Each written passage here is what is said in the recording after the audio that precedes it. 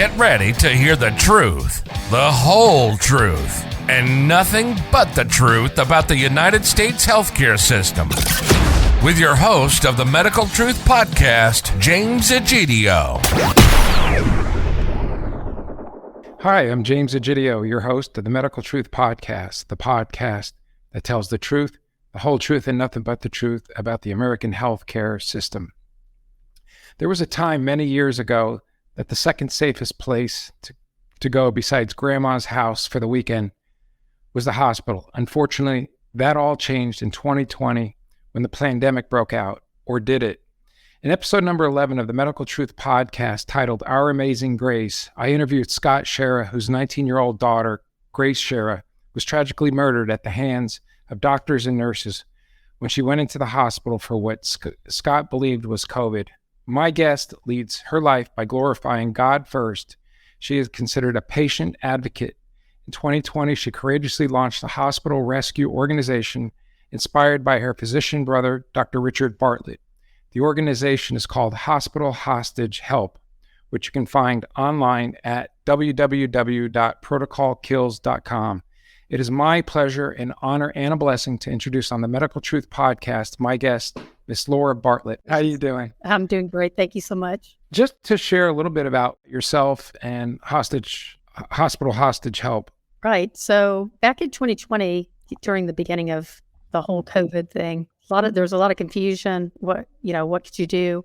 Back at the very beginning of this, I started helping my brother, Dr. Richard Bartlett, get the word out about budesonide and how effective that was for early treatment.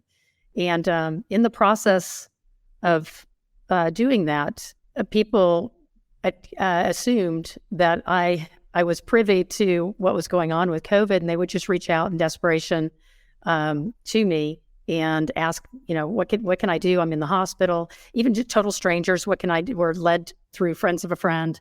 That's how it all started at the very beginning of how can I get the doctor in the hospital, if they found themselves in hospital, to respect my wishes for different protocols, or to respect my wish to not do a protocol.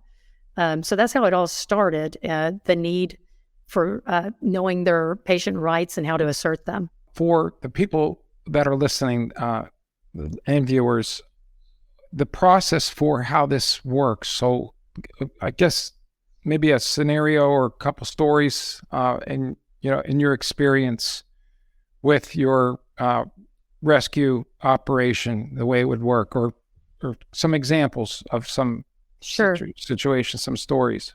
Sure. One of the first stories was out of New Jersey. A gentleman, through not really being a front, just a Facebook contact, had reached out to me and said, "Can you please call this gentleman? He is he's in desperate need of help. His father, who was in his 70s, generally in really good shape, very healthy normally, was brought to the hospital because they didn't know really why he was, feeling the way he was feeling. So they took him to the hospital out of just an overabundance of caution. And it turned out that he was there just for a urinary tract infection. And they quickly COVID tested him and admitted him and started him on the protocol that all the hospitals were doing. And when they tried to assert their patient right to do something in addition to the normal protocol, which was budesonide, inhaled budesonide steroid, which is a targeted steroid to your lung, been shown very effective by the Oxford University and Stoic trial to be 90% effective in early COVID treatment. They didn't respect that wish, and he quickly developed pneumonia. He looked like he was deteriorating right before their very eyes. So it was a fight to get him out. They told him that it was more or less a hostage situation. That's where the name Hospital Hostage Hotline came from, because they told him he couldn't leave. And so his father is deteriorating, like I said. He gets COVID pneumonia. He's getting worse. They're moving him rapidly closer to a ventilator. And that's when, against medical advice, the family decided to take him out. He wanted out. He was begging to get out. and he just couldn't get out on his own when he's in such bad shape.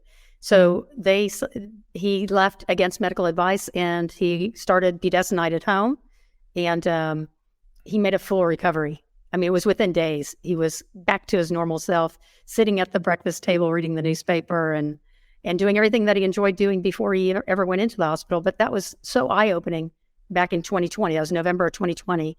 That was one of my first.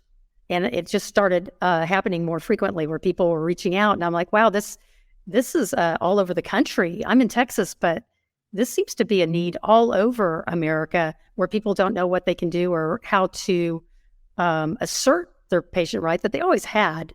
They always had the right to informed consent, meaning what are the risks, the benefits, and the reasonable, alternatives to treatment that's being suggested by the doctor. And it was always the patient's right with that doctor to make that decision whether or not, yeah, let's go ahead and do that, or no, I don't want to do that. The risk outweigh the benefit, or whatever the reason may be. They always had they always had the right to say that. They just didn't know. They had just this blind trust in what the doctors were telling them. And even if they came in with some healthy skepticism and curiosity, they were not being respected for that patient right to informed consent. The doctors weren't giving them the risk, the benefits, unless the patient asked for them. And even with that question of what are the risks and benefits on the patients, with the patients initiating that, the doctors were very reluctant to really disclose that. So I saw that there's a big need for people to understand, what their rights were and then how to assert them effectively. And I was just so fortunate that in the beginning stages of this whole process, I had a hospital insider, just a brave individual who came from that world, out of that world, who was a hospital administrator at that level, a RN and JD, to reach out to me and say, hey, I know how the system works. And if these patients stand a chance, they can approach it this way. So I had insider knowledge of how to advocate very strongly and effectively because of this inside knowledge from an insider. It will remain anonymous for the purposes of safety and security. You could understand why. Sure. What do you think motivates these healthcare providers in the hospital to act in such a nefarious way? Who can tell? Who can really get inside the head of anybody, really? But the point is that regardless of whatever the motivation is, the patient needs to understand. Anybody watching this podcast needs to understand that regardless of what someone's motivations are, they have a duty to give you informed consent. And informed consent is asking the risk, benefits, and alternatives to any treatment that the doctor, it's a relationship between the doctor and the patient only, not Dr. Fauci, not a remdesivir fairy, not the WHO, not any of these entities that have been talked about that are so disconnected from that individual who's in a hospital right now and wondering, how do I get the doctor to talk to me? How do I know how to ask for this or that, or to say, don't do this or that, whether that's a vaccine or a treatment. It's not the hospital. I guess people just need to understand it. It's not the hospital CEO. It's not the hospital patient advocate. It's not even the nurse, who you'll see more often than the doctor. But the doctor is the only person who can order treatments or medications. That's the person, that's the linchpin to move the needle in the right direction for the patient, for getting a better treatment plan, for being able to ask for a certain medication, or to have a certain medication discontinued or not started at all. It is that doctor. It's nobody else. And the whole conversation has been so turned upside down, and I think possibly as a distraction, because if patients knew that they had the right all along at the beginning of 2020, before 2020, and it'll still remain this way after 2023, it'll always be about informed consent, and that patient be able to say no, and how to get that doctor's attention to honor their no. How do you do that, right? No is always meant. Well, it's you got to let them, first of all, know you know your rights. Talk about informed consent and how that differs from the general consent. I'll just read it for you. It's and I sent it to you so you can use it in post. Okay. But this is a general consent form, and there's several points on this general consent form. This is just an example in Texas at one hospital that they send a hospital system that would use a general consent form. Right. And the very first point on the general consent, which everybody signs when you go into a hospital, says, or they can't treat you. They should have you sign something to say, yes, you can do something to me, right? So nobody just gets to poke and prod or do things to you without your consent. So this general consent says, I understand that my health condition requires inpatient or outpatient admission. I consent to an authorized testing, treatment, and hospital care at this hospital, a Texas Hospital Resources Hospital. That just happens to be the one, by hospital nurses, employees, and others as ordered by my physician and her consultants, associates, and assistants, or as directed pursuant to standing medical orders or protocols. So that's just a basic general consent. And then the second point, this is interesting.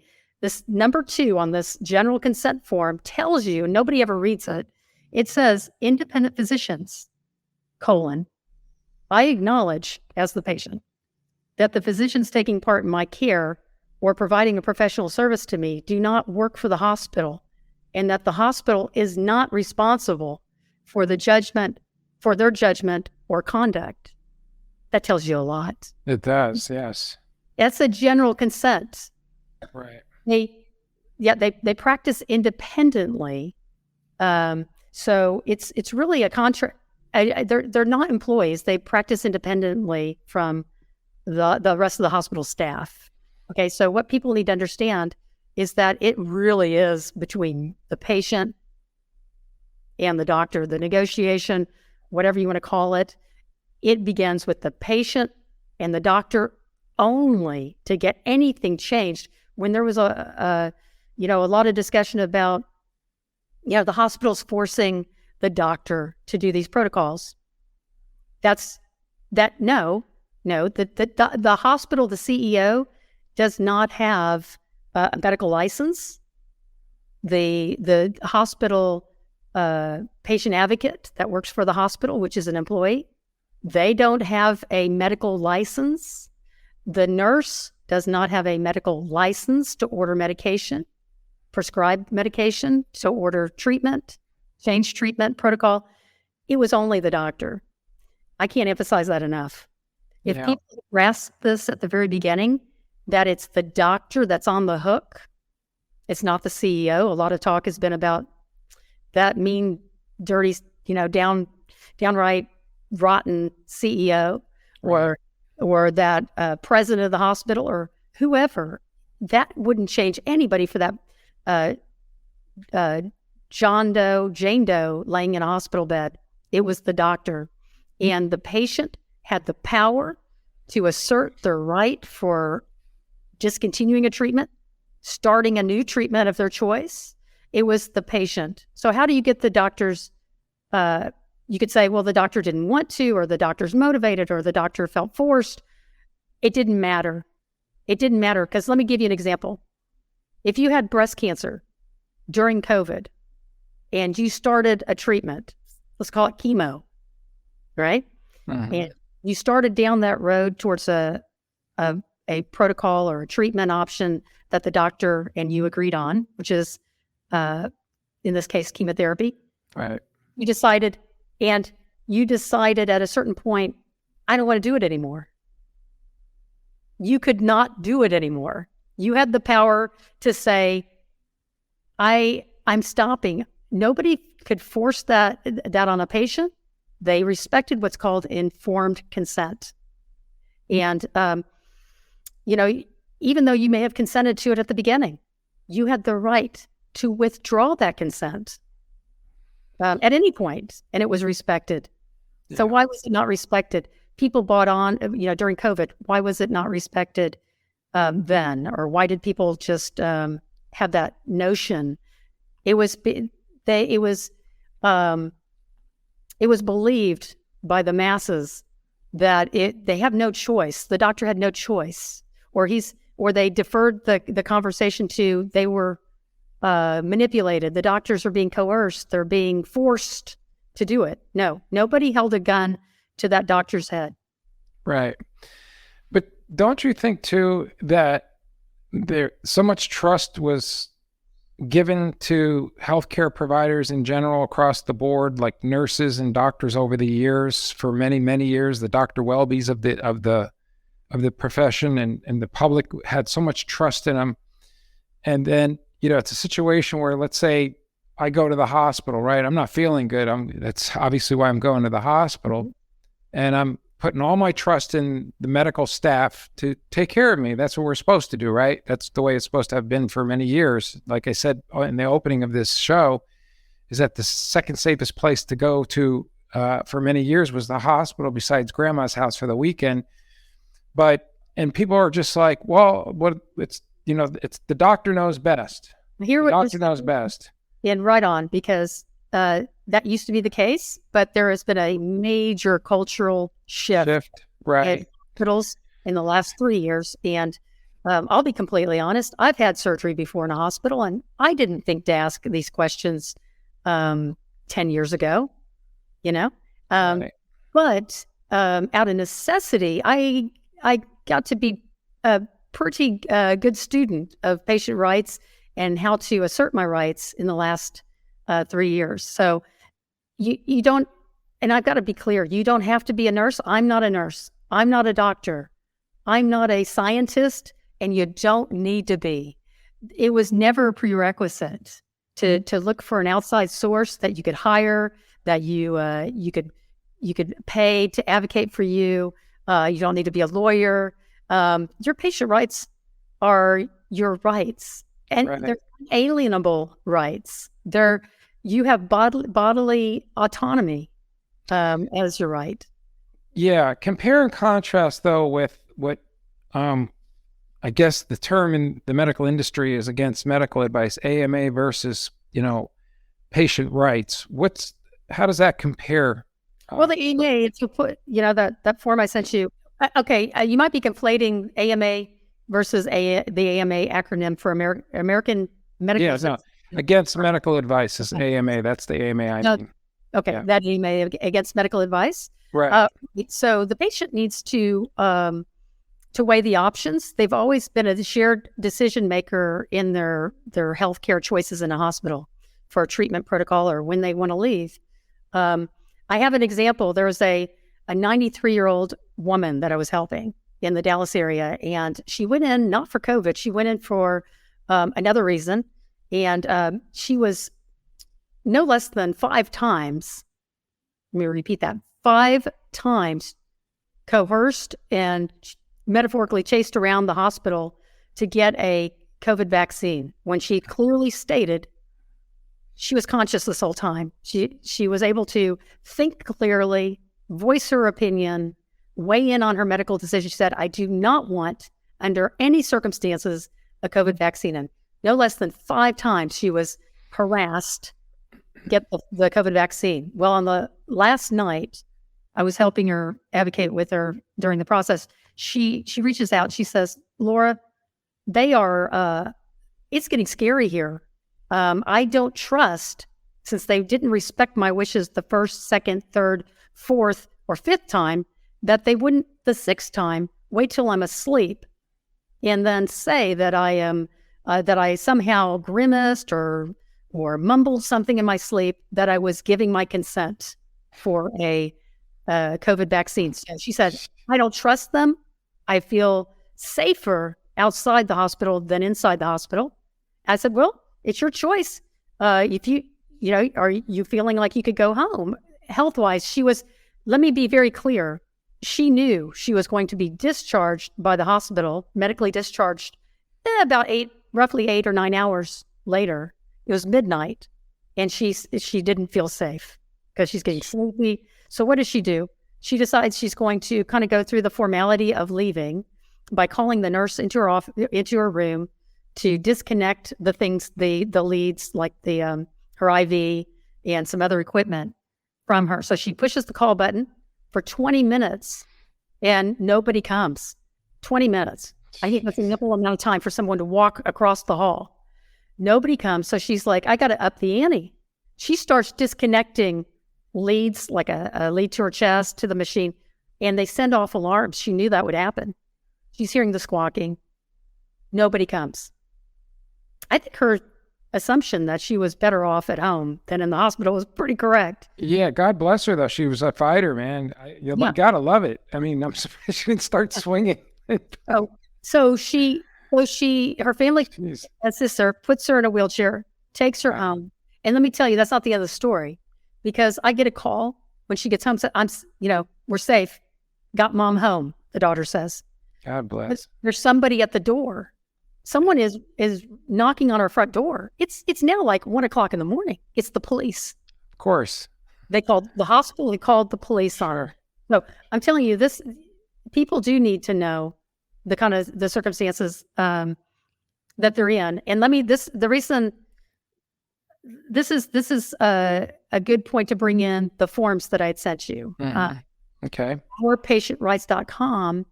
Had she had these forms, she would have known. The hospital would have been put on notice in writing, not verbally, where they could say, "I didn't understand. You have a thick accent. We didn't hear it. It wasn't loud enough." Put it in writing. And that's how the forms were born, with the help of a hospital insider, like I mentioned, that knew that would be the catalyst for getting your informed consent respected. You put it in writing, the things that you sign the general consent, of course, but there's a carve out that you are telling the hospital, yes, I consent to treatment, care that you're going to do. For you to treat me, I've got to consent. But it's a carve out, just like the Jehovah's Witness do. And they've done this for many, many years. The hospital has to respect their religious, deeply held religious and spiritual beliefs. I'm not a Jehovah's Witness. I'm a Christian. But it doesn't matter.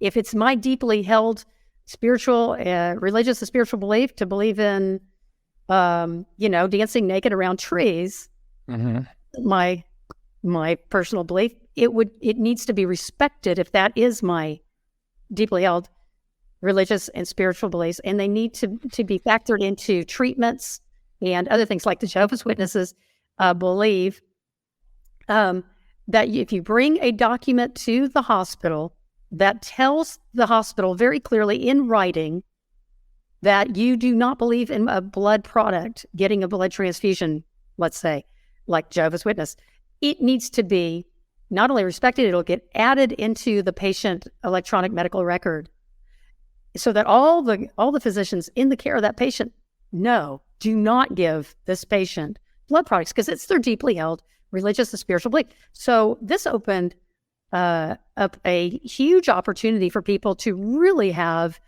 some teeth in their informed consent document, to add that language like we did, that in our document, which is at OurPatientRights.com, it tells the doctor that this is my deeply held religious and spiritual belief, this is settled in writing. This is settled bioethics. Okay. They have been respecting this for years and years and years, that if you said it's my deeply held religious and spiritual belief not to get a COVID vaccine, not to get a flu vaccine while I'm in the hospital, not to get a certain treatment protocol during COVID, whether that's remdesivir or otherwise, that it's documented, it's written, it's signed, and then there's a specific way we deliver these documents. Because I know there's a lot of documents floating around out there, but you don't just hand it to them. If you go to OurPatientRights.com, there's specific instructions that have been carefully laid out by an insider, hospital insider, to know how do you get eyes on this document? How do they not disregard it? How does it get into the medical record, right? If you just hand it to a nurse, it could be put down next to the bedside table. It could be put at the nurse's station, stuck in a pocket. It could be stuck in a trash can, who knows? Right.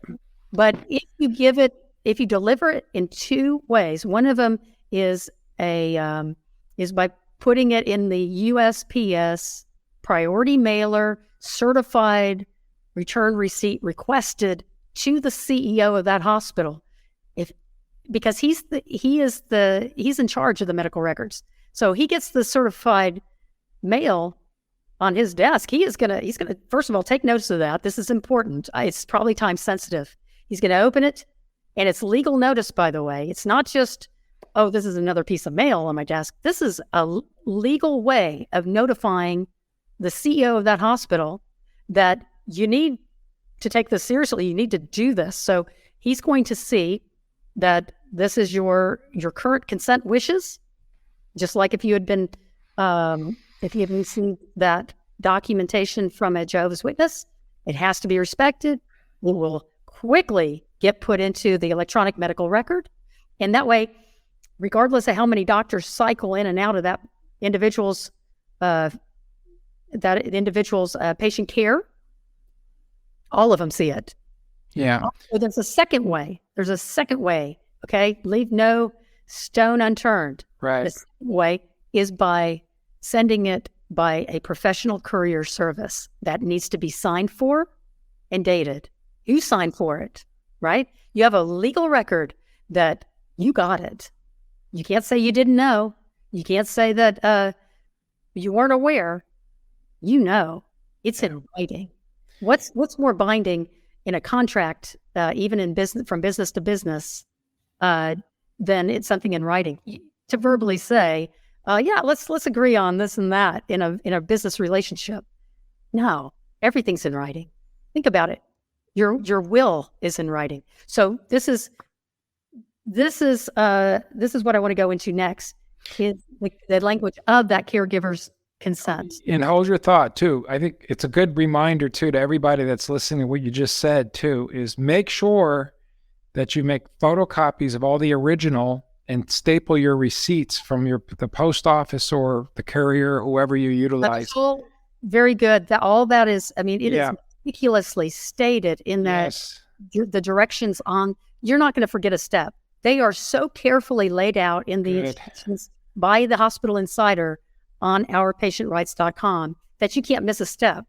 Yeah, beautiful. And so let's talk about the language of this document. Mm-hmm. It is not a medical,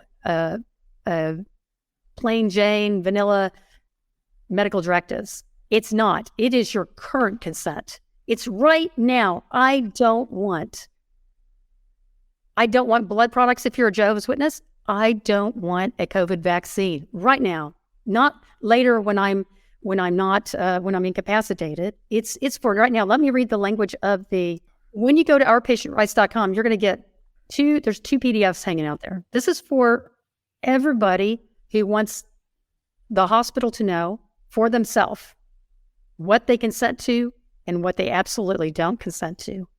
So I encourage everybody listening to this and beyond to do this. Do this now. If you don't want a vaccine, you don't want somebody to think you might want it because you grimaced while you were asleep or incapacitated, that you are giving passively, you're giving consent, implied consent.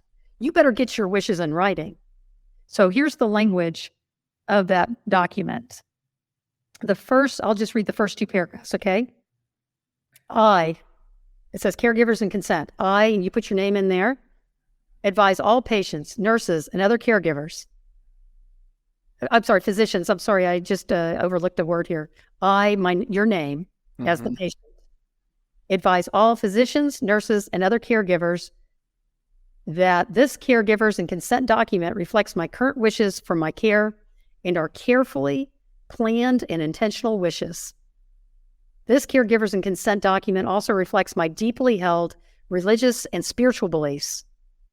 Please ensure that this caregivers and consent document is clearly accessible in the electronic medical records at all time for all my care providers. Receipt of this caregivers and consent document by the hospital serves as notice that I will report to the medical board Any physician who violates my carefully planned and intentional wishes that are based upon my deeply held religious and spiritual beliefs and are delineated within the caregivers and consent document. And then further, my carefully planned and this is underlined and bolded, carefully planned and intentional wishes that are based upon my deeply held religious and spiritual beliefs include, and there are things that you can elect to consent to, or by initialing next to them, for instance, that I do not consent to receiving any vaccine or booster for COVID-19 or COVID-19 variant, right? Whatever they're going to call that. Right. I do not consent to receive the flu vax, the pneumococcal vax, or any vaccine. There are options on there. Mm-hmm. Or if you have any other medication that you're not interested in ever getting, you're flatly saying no. So, to understand why this is so important, can you pull up that AMA document again? Sure. There's number 3 of the AMA. AMA stands for American Medical Association. Right. Their Code of Medical Ethics, Opinion 2.1.1. If you look at point number 3, it says, document the informed consent conversation and the patient or surrogate's decision in the medical record in some manner. When the patient surrogate has provided specific written consent, bingo, the consent form should be included in the record. You can't get any clearer than that. They have to, that's what guides medical boards. And so when we're promising that if you violate this, there will be a immediate complaint filed against that doctor to the state medical board, there's grounds for that. Good doctors, let me tell you what this does for the good doctors. We've talked about the doctors who have just trampled patient rights, but if there are good doctors in the system, they will welcome this. They will be so grateful for having something that they can say, I'm not doing this protocol, even though some are incentivized financially. I'm not doing this. Even if it upsets the structure of the hospital, I'm not doing this because this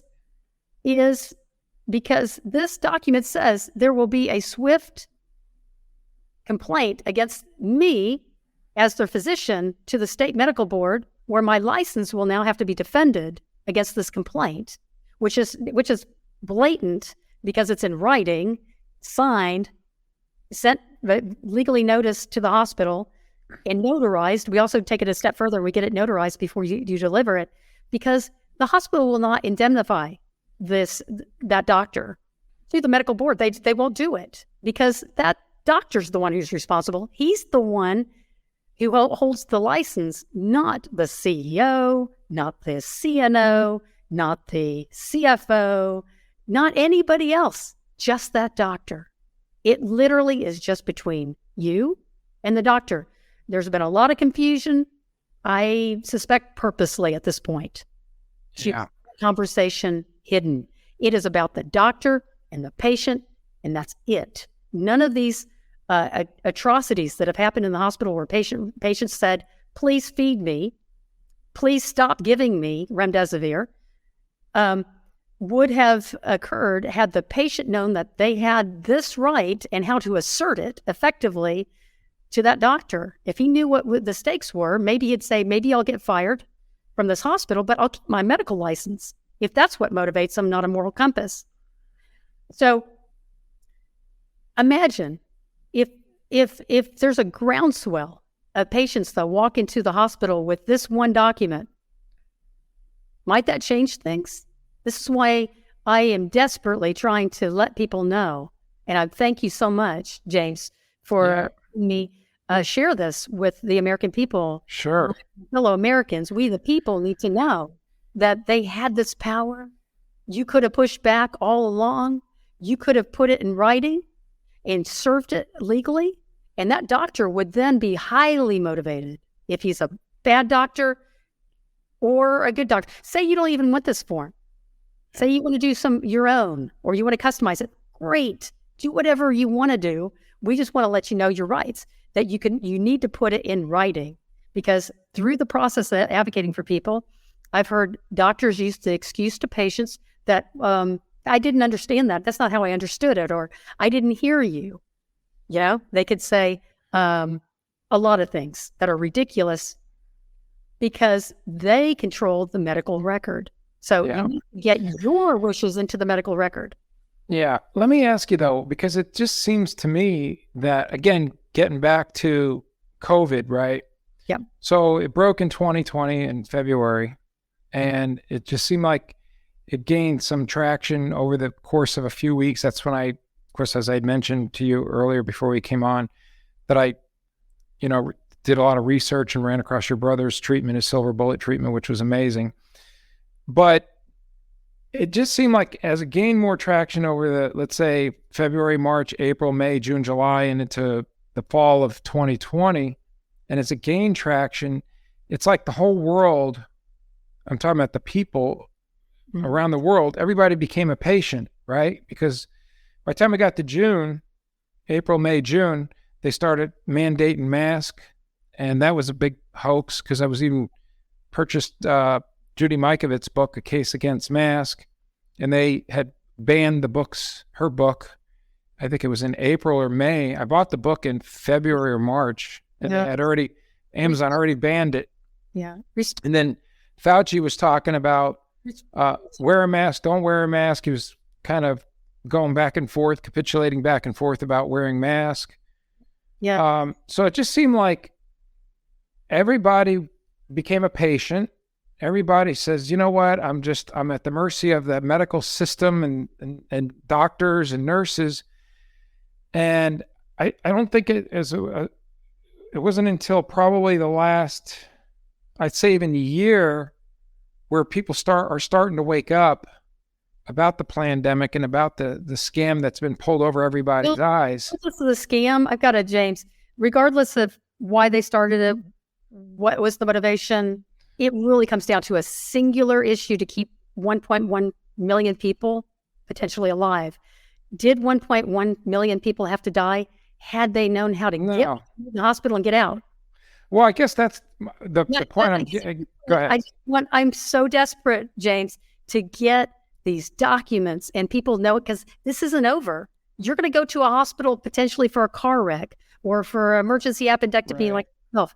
You need to know, regardless of what it's called, whatever the boogeyman is. Right. You need to have your documents in writing and served legally for your informed consent. Get your informed consent in writing. We never have to go through this again. I'm telling you. If people know the process to get them out safely. And I've advocated for people all across the United States for free. Right. And effectively, people have come out of the hospital alive because they knew how. Right. It's a little more difficult because they didn't have it in writing. Yeah, safeguard. So prior to, this is all set up. James, you right now, as the host of the Medical Truth Podcast, can go to Our Patient Rights, and I encourage you to do that today. I will. Download them, fill them out, get them notarized, sign it in front of a notary, get 10 copies made, keep one in your car, follow the directions. There's more directions than that. I'm simplifying it for sake of time. But do everything in those directions, because it could be your life. It's not about COVID. Right. I've seen people with any reason they walk in, say that they have a compound fracture, go to the emergency room, and they will still coerce you to get a COVID vaccine. If you don't want a COVID vaccine, which most people are aware now that was an experiment forced on the American people, and like that 93-year-old, she didn't want it. But how can you say no? How can you get them to respect your no? Right. This is how you get them to respect your no. I see. Because that was going to be one of my questions to you. Go ahead. Listen, if you're a doctor and you can only practice medicine in rural America or in a big city hospital, small private clinic, or whatever that looks like telemedicine, you can't do it without a medical license. You want to get that doctor to respect your wishes, even if he's got ulterior motives, even if he's got his own agenda, even if he's in love with the vaccine, he just loves it. Yeah. How do you get him to respect no to a vaccine? You tell him that it's written right here that and you know it because it's in the CEO got it. It's signed, it's notarized, it's in the medical record. If I get a vaccine, it's just like Jehovah's Witnesses getting a blood product that they said no to, which is settled bioethics. They can't get it. They will not give it to a Jehovah's Witness faith, okay? A person of faith with the Jehovah's Witness belief that if you get a blood product, then, that'll doom you for eternity. So they have to respect your wishes, whatever that is, whatever that religious and spiritual belief is. That's the secret sauce, James. Yeah. Worked for years and years and years before.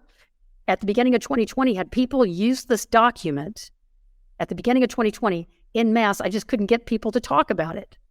Yeah. When you talk about Fauci, they want to talk about the WHO. They want to talk about why do they do these crazy things. That's not the issue. I don't care if Batman's nemesis, the Riddler, and the Penguin's walking down the hallway.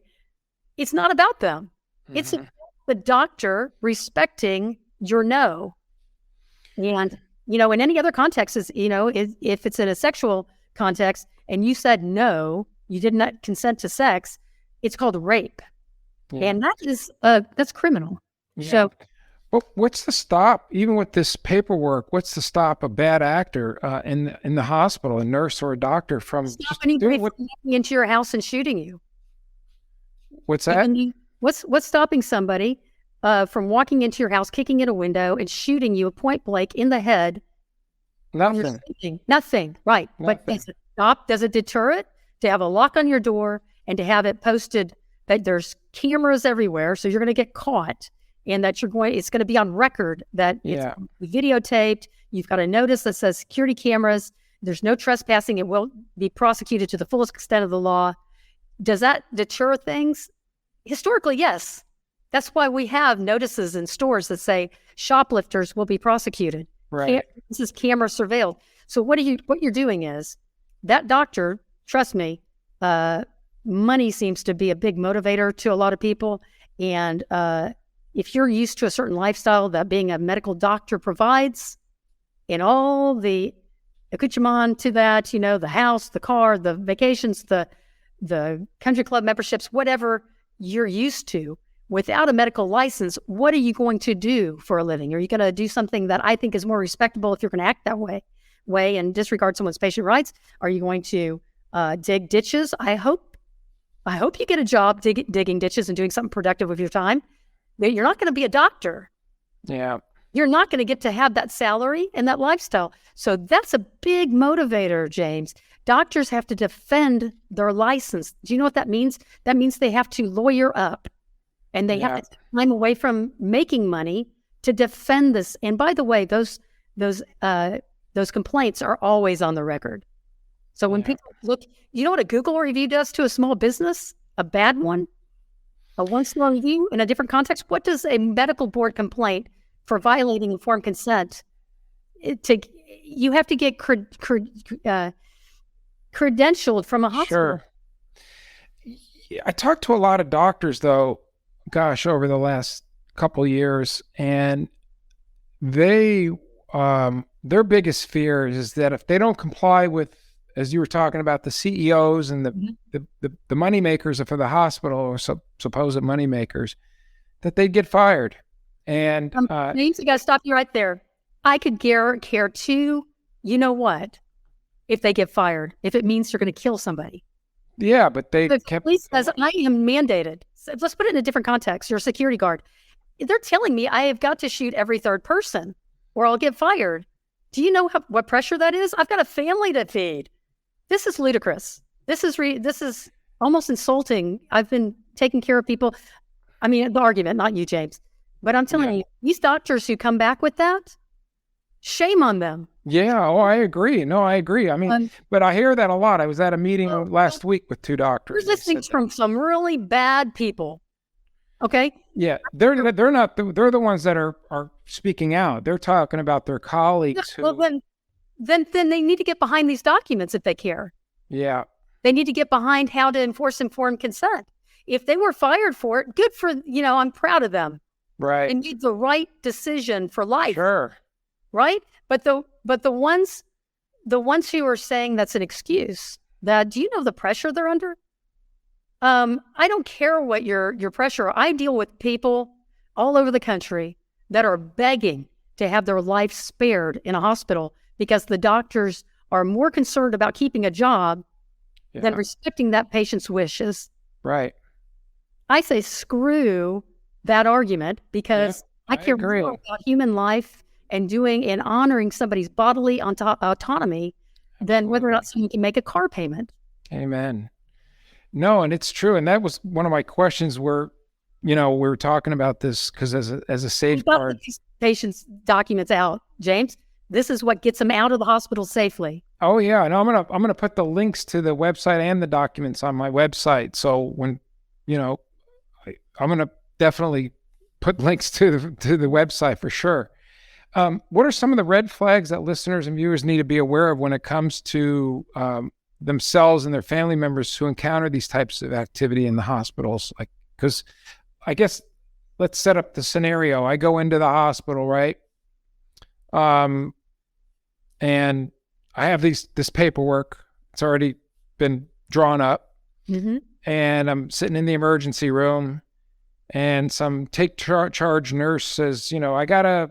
Let me give you a story. I already know where you're going. Yeah, go ahead. Advocating for a friend. Yeah, it was in the Dallas area.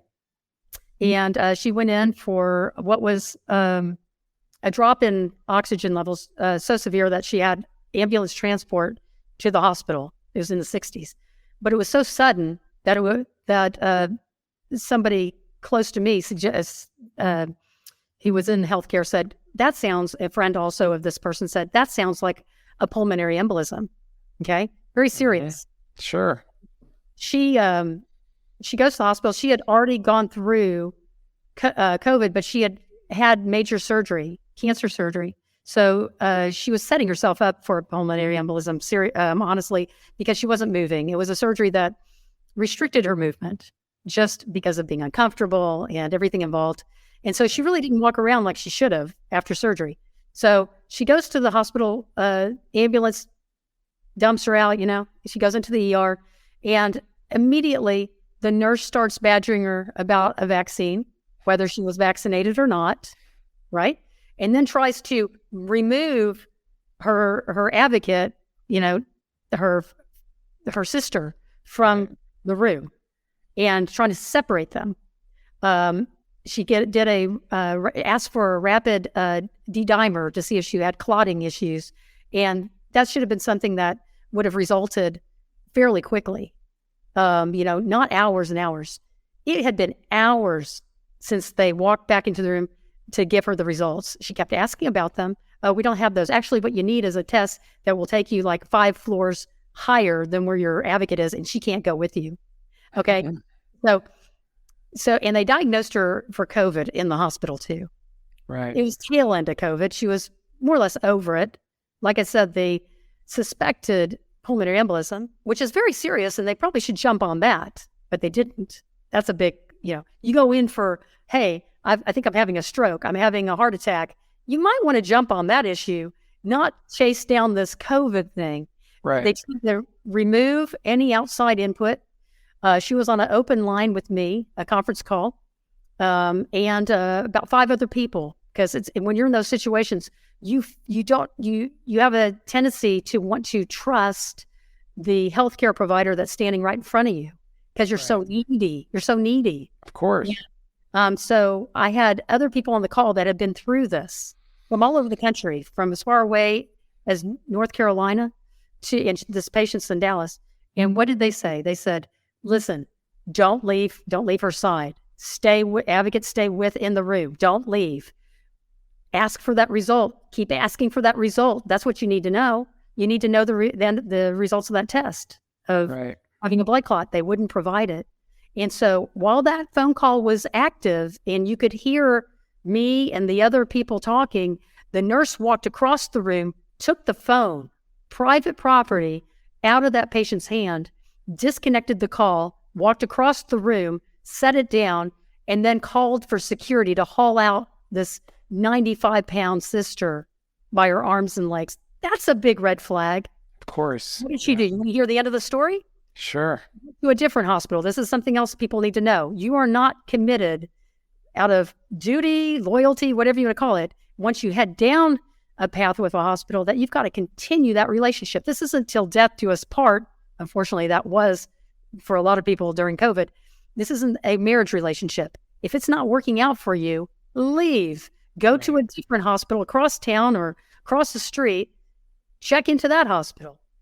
If you leave AMA against medical advice and then you decide, well, that was maybe a little premature, or I have more questions, or, oh, a new issue arose while you're at home, go back to a hospital. Maybe not that one that you left AMA, but go to a different one. It's not a binding contract that you can put into a different hospital if you started down the path in one hospital. So does that clear up some of the red flags? It does. But again, it just seems like, when people are so sick and everybody's got a different story, it's like we heard that story about a lot of people losing family members in the hospital. And they says, well, so-and-so died from COVID. And I'm like, well, I don't want to be insensitive, but how do you know? Well, it does. Oh, but he died. That's what the doctor said. That's what the doctor said. Or that's what the nurse said. Or been a lot of conversation about that, but it's been talked to death. What hasn't been talked to death is get your consent in writing before you walk into a hospital. You don't know if you're going to pull out of your driveway and someone's going to T-bone you at the intersection a block from your house. You don't know. And you will need a hospital. So let me tell you something that is ridiculous. Just don't go to hospitals. That is ridiculous. Because if I need a emergency appendectomy, I'm not going to do it with a flashlight and a mirror and a YouTube video. I'm probably going to go to a hospital and let a few of these. I'm going to get what I need. I'm going to let them know I'm not going to don't need or don't want. I'm going to be very clear about that because I have my document at ourpatientrights.com in hand, notarized, delivered, put into the electronic medical record. So no funny business. The doctor's highly motivated because he doesn't want a board complaint that he's got to defend time, money, and reputationally. Yeah. He might let this one go. You've heard, that people are trying to kidnap somebody. The worst thing you can do is just go along to get along and get in the car if they say, come with me, and try to throw you in the trunk. The most the best probability of surviving something like that statistically is to assert yourself and kick and fight and scream. Yeah. Don't go along to get along. The going along to get along is just we'll see what happens. We went to the emergency room and, I'll say, please don't give me that, or I don't want that, or can I have this? No, have it in writing before you walk in the door. Yeah. Yeah. There's no reaching across the aisle and playing patty cake with these people. I'm telling you, this is something every American, and we've been contacted from people as far away as Canada. This is a real thing. Yeah. Right? And it's so sad that we got to this point in the American healthcare system because, again, it's the truth about the American healthcare system, and it's really sad. You think you'd have to do this in a third world country, but I think third world countries are a lot safer. I know, but I'm telling you, so much conversation has been why and how and whatever. So little has been said. What can you do? What is the solution? A lot about the problem. James, can you believe there's actually a solution? I am so excited about the good news. There is something you can do. You don't even have to go down that dark, scary path, that rabbit hole of how do we get here? And this is so insane. And look at all the tragedy and macabre and mayhem. You didn't even need to do that. If you have your consent in writing. Well, I got to tell you, Laura, you just convinced me that no matter what happens to me, since my wife is from Italy and I need an appendectomy, I'm just going to take the first plane out and go to Italy and get that appendectomy taken care of. I'm just going to go to the hospital. I'm just going to go to the hospital across the street because I'm telling you it works. James. Yeah. James. No, I know. You're talking to somebody who's advocated for people for 2+ years. Well, I'm calling you. Well, no, don't need to call me. Let's get the documents. Listen, people want to, there's a lot of talk about, well, everybody needs an advocate. No, you're just like you didn't need an advocate for your First Amendment rights. Do you call an advocate and pay them $2,000? so that you can say something on Facebook? No, you knew your right. You knew your First Amendment right to free speech, and then you asserted it. And when maybe something got blocked or somebody got mad at you, you knew you were in the right. You knew unalienable right. Yeah. And so you didn't need to pay somebody. You didn't need a lawyer. Didn't need a doctor. You don't need Laura Bartlett. You don't. I hope to be obsolete. If people just know that you had these rights all along, you just have to assert them. And honestly, it's not their fault to a large degree because they didn't have an insider, a hospital insider at the top levels of the structure to know, how do you exploit a weakness within that system for your survival? How do you exploit the relationship between the doctor who isn't an employee of the hospital? Hospital saying, we even if he is an employee, he's an independent licensed. And that's all doctors? It's a very fragile relationship. This insider knew this.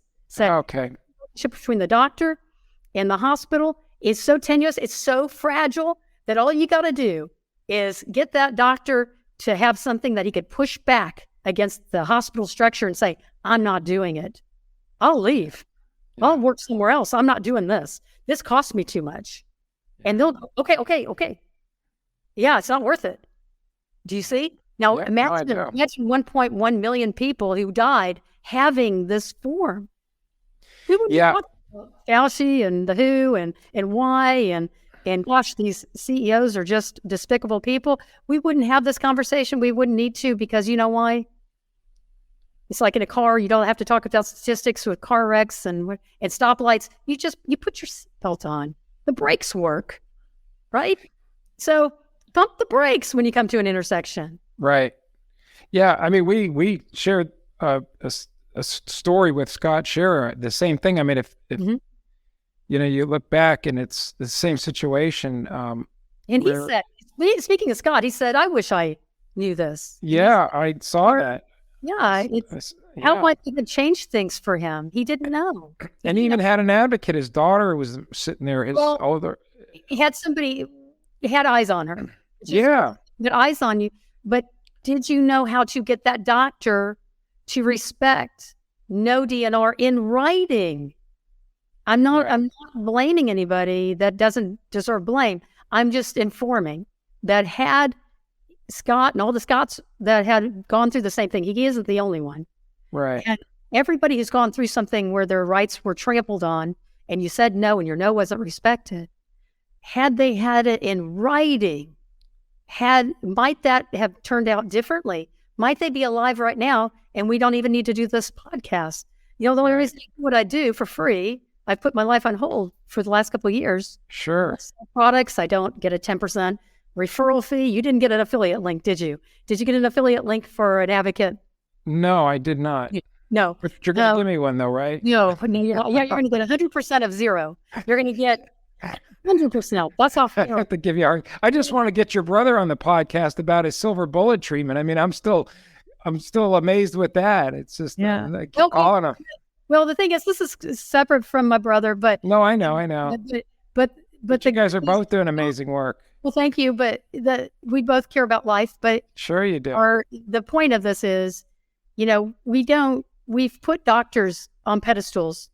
We have vaunted them, put them in lofty places. Sure. They're the celebrity doctors. They're on stages. They're on podcasts and stages and doing speaking events. Why? None of them have come up with a solution to keep that person in the hospital safe. Right. No, I know. It doesn't take a doctor to come up with this, by the way. I know. Joe and Jane American, that's the way the Constitution was written. Sure. Yeah. Assert their rights. And if we keep looking for the celebrity doctor, titles and tiaras, as someone I respect, Tori Amaris with Tori Says. Do you know who that is? No, I don't. Oh, brilliant woman. And she is, for the longest time, really spoken out on, we need to drop these titles and tiaras, these lofty, vaunted positions of power, to look for the Faucis and the the senators and the, elected officials. We got to change the elected. No, it starts with you and me, James. Absolutely. It's we the people. Yes. It's we the people. Laura Bartlett, who isn't a doctor, isn't a nurse, who is a college dropout. I'm a college dropout. Yeah. And this is what we can do. Yes. If you just get involved and find a good solution, not just talk in circles about the problem. I'm done with it. I am so done talking about the problem. Let's talk about the solution. Solutions. All right. I agree. I totally agree with that. I know I don't, that's the other thing. When I got myself involved with this project and I waited until I got out of the medical industry back in 2020, a couple of years later now, I said to myself, I don't want to get on too much on the COVID stuff and all that. Let's come up with the solutions instead of continuing to talk about the problems and the vaccines and all this other stuff, Well, people died in hospitals. They didn't drop dead through. They didn't drop dead on the golf course with COVID. It was in a hospital. And I've heard jack squat from the experts about how you get that person safely out of there. They'd say, well, just don't do this or don't do that. Tell them you don't want remdesivir. As if that made a difference. It didn't. No, it didn't. I know. So what was the solution? Putting it in writing. I can't say this enough, and I know I've gone over my time, but you're fine. Put it in writing. Put it in writing. People, go to ourpatientrights.com. Yeah. Get the documents right now. Fill them out. You don't want a vaccine? You don't want a COVID vaccine? Where if you've seen the documentary Died Suddenly, you kind of know maybe some more about the vaccine if you don't already. Then get that form, follow the instructions, fill it out. Even if you do want a vaccine, you get the choice to say, I want it. Put that in writing. If you want remdesivir, say, I want remdesivir. I want it. Put it in writing. Hey, look, I'm being kind of facetious, but I'm being honest. I respect people that much. Their bodily autonomy, their free will, their right to informed consent, that if that's what you want, then you tell them, I want that, and make sure that you sign it in front of a notary and follow the instructions, put them on notice, and give that doctor some real consequence. The doctor, not Fauci, not the WHO, not Tedros, not any of these boogeymen. There was never a remdesivir fairy. It was always that doctor in your room, in the hospital room. Yeah. Yeah. I ran across a gentleman, I think I may have mentioned this to you. He, in the gym, I ran across him, and he was suspected that he had COVID. He went to the local hospital. He was in the hospital. And of course, the first thing they did was give him the remdesivir, right? Then the nurse, and then he went downhill from there. They had to air vac him to Orlando from here, from where I live in Palm Coast. And he went into liver and kidney. So many like this. He went into liver and kidney failure, and he was blessed to be able to be put on a donor list for a kidney and a liver, and they gave it to him. But in that time he was in the hospital here, before they gave him the remdesivir, the nurse whispered in his ear, "Die, mother effer." That's what she said to him. Yeah. I mean, they were basically out to kill him. Yeah. The nurse, let me be clear to your listeners. It's not the nurse that could change anything for that gentleman you just mentioned. For anybody during COVID, after COVID, before COVID, it's the doctor. There's a lot of nurses that do the right thing or want to do the right thing. They just follow doctor's orders. So even if a nurse scowls at you, tells you, I hope you go to hell, I hope it happens quickly, these are irrelevant.